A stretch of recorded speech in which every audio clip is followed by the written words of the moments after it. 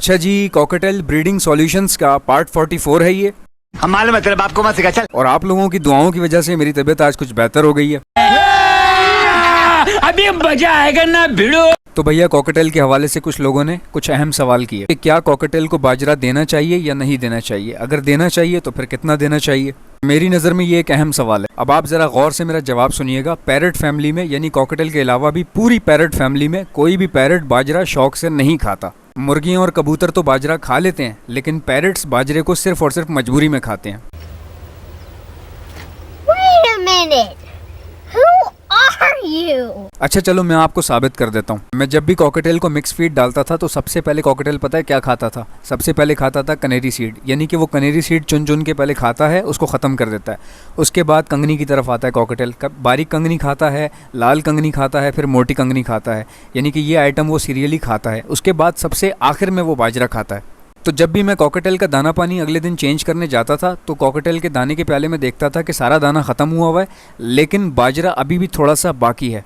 तो इससे मुझे ये महसूस हो गया कि कॉकटेल बाजरा खा तो रहा है मगर सबसे आखिर में खा रहा है, यानी कि मजबूरी में, जब बाकी दाना ख़त्म हो गया है इसलिए। उसकी एक वजह यह भी है कि बाजरा बहुत सख्त होता है, यानी कि ये हार्ड होता है बहुत ज़्यादा। इसलिए मैं लोगों को उनकी फीड में बाजरा डलवाने से मना करता हूँ, या फिर ये कहता हूँ कि अगर आपने डलवाना है तो इतना डलवाओ कि आपकी मिक्स फीड में बाजरा ढूंढना मुश्किल हो जाए। यानी कि मैं अगर 10 किलो दाना बनवाता हूँ तो पूरे 10 किलो दाने में से सिर्फ आधा किलो बाजरा होगा, जो कि उस मिक्स फीड में नज़र ही नहीं आएगा।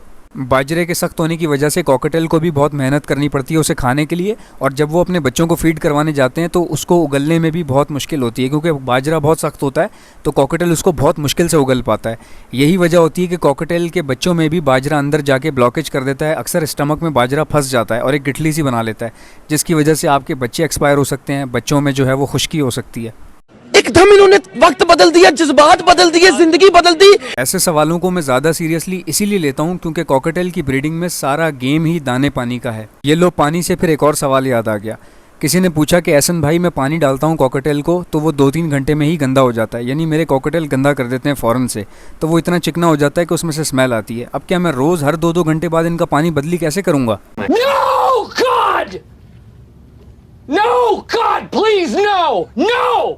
भाई यही वो मसले हैं जिनकी वजह से मैं आपको कहता हूँ कि आप अपने कॉकटेल के केज का साइज़ बड़ा रखा करें ताकि आप उसमें वेरिएशन ला सकें। अब अमूमन क्या होता है कि कॉकटेल जिस डंडी के ऊपर बैठा होता है, आपका प्याला उसी के बिल्कुल नीचे होता है, तो क्या होता है कॉकटेल ऊपर से जो भी गंद करेगा सारा का सारा पानी के प्याले में आएगा।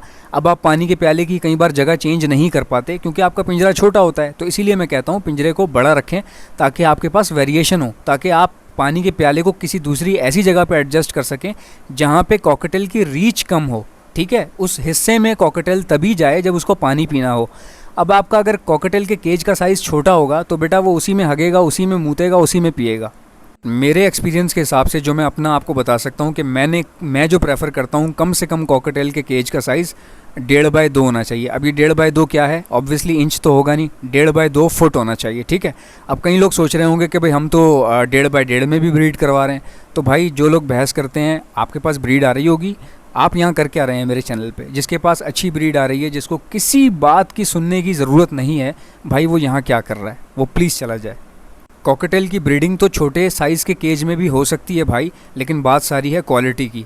आपके पास क्वालिटी क्या है, आप केज किस तरह का दे रहे हैं, बच्चे किस क्वालिटी के निकल रहे हैं, आप कॉकटेल को किस क्वालिटी पे पाल रहे हैं। ठीक है, मार्केट में जब कॉकटेल बेचने के लिए लोग आते हैं तो हर बंदे के पास हाथ में अलग अलग साइज़ का कॉकटेल होता है। ऐसा क्यों होता है?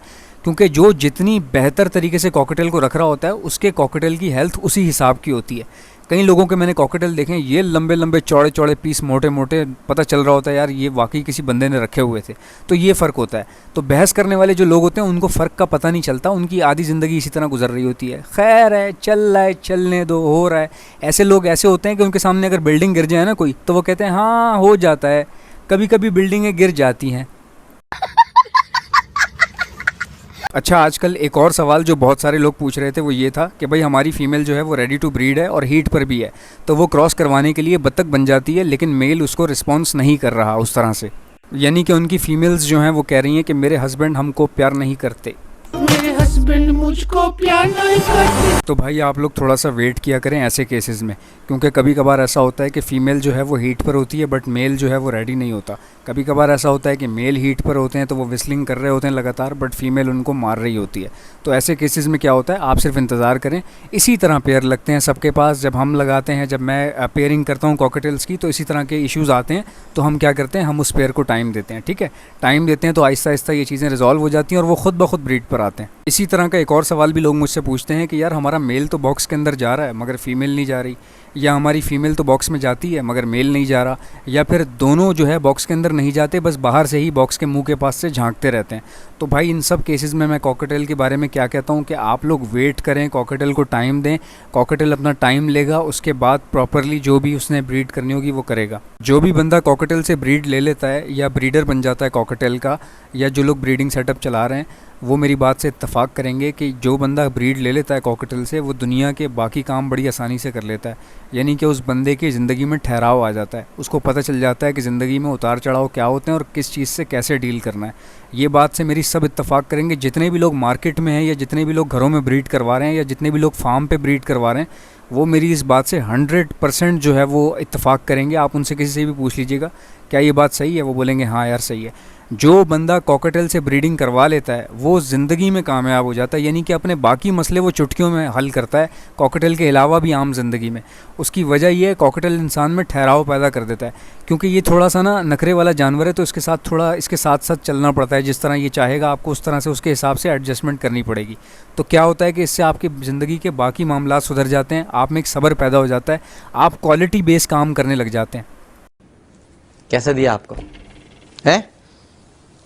नहीं दिया? अच्छा भाई मैंने अपनी ज़िंदगी में बाकी परिंदों से भी ब्रीड करवाई है, जैसे लव बर्ड, लोटिनो, फिशर, या फिर फिंचिस कह लें, या ऑस्ट्रेलियन तोते कह लें, या फिर रिंगनेक कह लें।